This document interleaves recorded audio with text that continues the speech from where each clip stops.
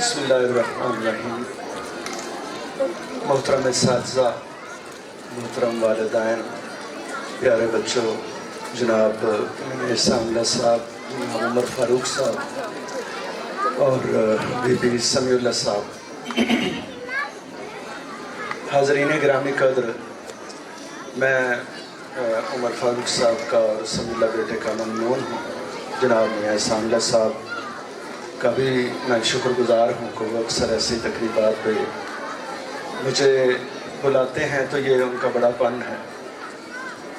حاضرین گرامی قدر، میں ابھی میاں صاحب سے عرض کر رہا تھا وہاں بیٹھے ہوئے کہ پی ٹی آئی قمر صاحب کہنے لگے کہ ہم نے ان کو صبح سے میاں صاحب نے تھپانے کے بھائی ہے ایسا، تو میں میاں صاحب سے کہہ رہا تھا کہ جو صدر ہوتا ہے وہ کچھ کہہ نہیں سکتا۔ جیسے ہمارے صدر ممنون تھے، ممنون حسین بہت کمال کے تھے، لیکن وہ کہتے کچھ نہیں تھے۔ تو میں نے انہیں بتایا کہ جب ہمارے صدر پاکستان عارف الوی صاحب منتخب ہو کے آئے تو انہوں نے پہلی جو سپیچ کی تو اس میں انہوں نے عمران خان صاحب کا شکریہ ادا کیا کہ میں وزیر اعظم عمران خان کا ممنون ہوں۔ تو ممنون ہو جانا اور ممنون رہنا اور کچھ نہ کہنا، یہ ایک بڑے صبر تحمل کی بات ہے۔ خدا کرے کہ ہمارے زندگی میں، ہمارے رویے میں صبر اور تحمل آ جائے۔ تو میرے عزیز بچوں اور محترم والدین، آج کا فنکشن بہت خوبصورت، بہت یادگار تھا۔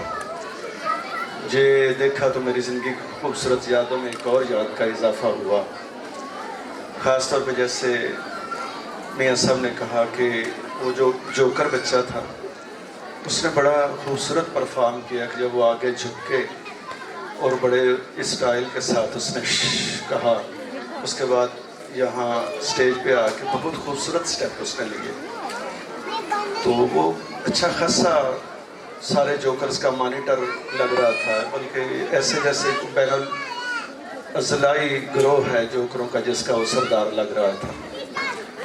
اسی طرح یہ مغلیہ دور کے بارے میں بہت خوبصورت پرفارمنس تھی۔ میں میاں صاحب سے کہہ رہا تھا کہ ایک ریہرسل بہت اچھی ہے، پھر اتنے کاسٹیومز کا انتظام کرنا اور وہ مہابلی ذل الہی جو ہیں ان کے آنے کا تمکنت کا انداز، اور وہ واقعی لگتا تھا کہ شہنشاہ جلال الدین اکبر اسی طرح کے ہوں گے۔ اور وہ جو تاریخ کا گمگشتہ کردار ہے، اب اس کا کوئی ثبوت تو نہیں ہے کہ انارکلی کو دیوار میں چنوایا گیا، لیکن جو بات پسے لاؤڈ سپیکر وہ بتائی گئی وہ واقعی صحیح ہے کہ سیکریٹریٹ میں جب بھی میں جاتا رہا تو وہاں انارکلی کا مقبرہ ہے۔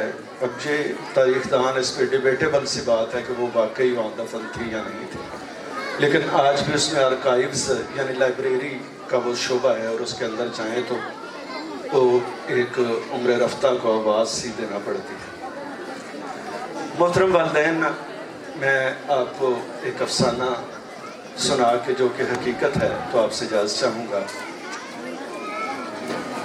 امریکہ میں جتنے بھی بچوں کے اسکولز ہیں، کالجز ہیں، ان کے میگزین جو ہیں ان میں یہ افسانہ ہزاروں بار چھپا، پھر یورپ کے بہت سے اسکولوں اور کالجوں کے میگزینز میں یہ سینکڑوں بار یہ افسانہ چھپا۔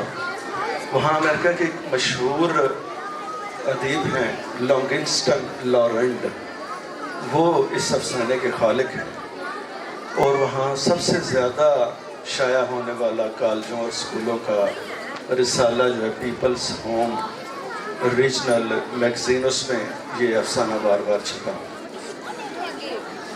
حاضرین گرامی قدر، مرد روتا ہوا بہت برا لگتا ہے، لیکن میں نے جب بھی یہ افسانہ پڑھا تو مجھے یہ حقیقت لگا اور میری آنکھوں میں آنسو آ گئے۔ تو لانگسٹن نے یہ افسانہ جو لکھا اس کا عنوان ہے فادر فارگیٹس۔ تو آپ ماشاءاللہ والدین کے لیے، میں خود ایک ٹیچر سن ہوں اور میرے ابا جی کہا کرتے تھے کہ Every father is a weak father. تو یہ فادر فرگیٹس جو ہے یہ افسانہ ایک ایسے منظر سے شروع ہوتا ہے کہ ایک والد جو ہے وہ کہتا ہے کہ اے میرے بیٹے میں تمہاری خوابگاہ میں ابھی سارے گھر والوں سے چھپ کے آیا ہوں اور میں اب تمہیں آ کے دیکھ رہا ہوں تو مجھے تم بہت ہی خوبصورت اور بھولے لگ رہے ہو. تم نے اپنے دائیں ہاتھ کے ساتھ اپنا دایاں رخسار ٹکایا ہوا ہے اور تم بہت گہری نیند میں ہو. تمہارے سنہری بال تمہارے نم زدہ ماتھے کے ساتھ چپکے ہوئے ہیں اور تمہارے خوبصورت لال گال جو ہیں وہ دہک رہے ہیں. لیکن میرے بیٹے میں تمہارے سامنے شرمندگی کے ساتھ ایک اقرار کرنے کے لیے آیا کہ میں نے اکثر تمہیں تنقید کا نشانہ بنایا. آج صبح میں نے تمہیں بہت ناراضگی سے دیکھا کہ تم نے تولیے کو بہت اچھی طرح سے چہرے پر نہیں لگایا. پھر میں نے جب تمہیں دیکھا کہ ناشتے کی میز پہ تم نے ڈبل روٹی پہ زیادہ مکھن لگایا ہے تو میں نے سخت سرزنش کی. اس کے بعد جب تم نے کپڑے ادھر ادھر پھینک دیے تو میں نے تمہیں بڑی خشمگین نظروں سے دیکھا اور تمہیں ڈانٹ پلائی. جب میں اپنی ٹرین پر سوار ہونے کے لیے گھر سے نکلا تو میں نے دیکھا کہ تم میرے پیچھے کھڑے تھے اور تم نے بڑے پیار سے ہاتھ ہلا کے مجھے کہا تھا گڈ بائی ڈیڈی. لیکن میں نے اس وقت بھی بڑی قہر آلود نظروں سے تمہیں دیکھا اور کہا اپنے کاندھے پیچھے کرو, صحیح طرح کھڑے ہو جاؤ. اور جب میں اپنی ٹرین سے رات کو واپس آیا تو میں نے تمہیں کانچ کی گولیاں زمین پر بیٹھ کر کھیلتے ہوئے پکڑ لیا اور میں نے پھر ناراض ہو کے تمہیں کہا کہ تمہارا خوبصورت اور قیمتی سوٹ جو ہے مٹی میں مل گیا ہے. تم بڑے بے وقوف اور فضول لڑکے ہو, اس میں سوراخ ہو گئے ہیں. کبھی تم خود یہ اتنا مہنگا سوٹ خریدتے تو تمہیں اس کی قیمت کا اندازہ ہوتا. لیکن میرے بیٹے جب اس کے بعد میں اپنی لائبریری میں بیٹھا ہوا تھا اور کچھ کاغذات میرے سامنے تھے تو تم بھاگتے ہوئے آئے اور تم نے اپنی باہیں میرے گلے کے گرد حمائل کر دی. تمہارے چھوٹے چھوٹے ہاتھ میرے چہرے پر, تم نے بڑی محبت سے میرے ماتھے کا بوسہ لیا. میں نے اس وقت بھی بڑی خشمگین نگاہوں سے تمہیں دیکھا لیکن تم نے پھر میرے گال پہ بوسہ دیا اور ایک ہی جست میں بھاگے اور میری لائبریری سے نکل گئے.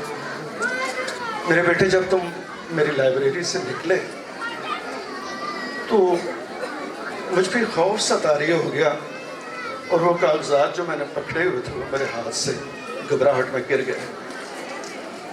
تو مجھے اندازہ ہوا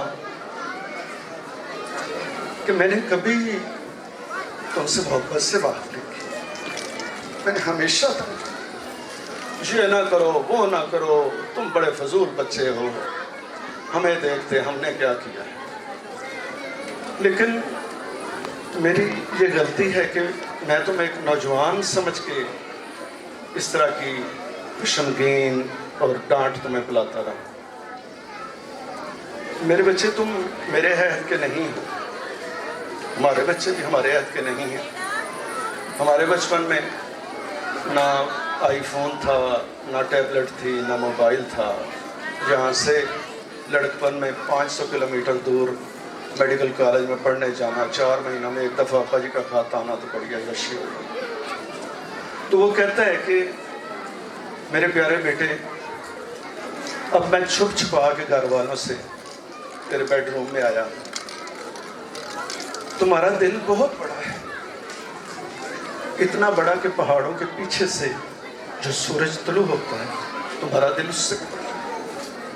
اب میں دوزانو ہو کر تمہارے سامنے بیٹھ کے بڑی شرمندگی کے ساتھ تم سے معافی مانگنے کے لیے آیا. تم سو رہے ہو, تمہیں اس چیز کا اندازہ نہیں ہے, لیکن میں اپنی طرف سے کفارہ ادا کرنے کے لیے تمہارے پاس نیند میں تمہارے بیڈ روم کے پاس آیا. میں تم سے وعدہ کرتا ہوں کہ کل میں ایک مکمل ڈیڈی بن کر تم سے محبت سے بات کروں گا۔ جب میں تنقید کرنا چاہوں گا تو میں اپنی زبان کو دانتوں تلے سختی سے دبا لوں گا، اور میں سارا دن ایک ہی تصویر کرتا رہوں گا کہ میرا بیٹا بہت اچھا ہے، میرا بیٹا بہت اچھا ہے۔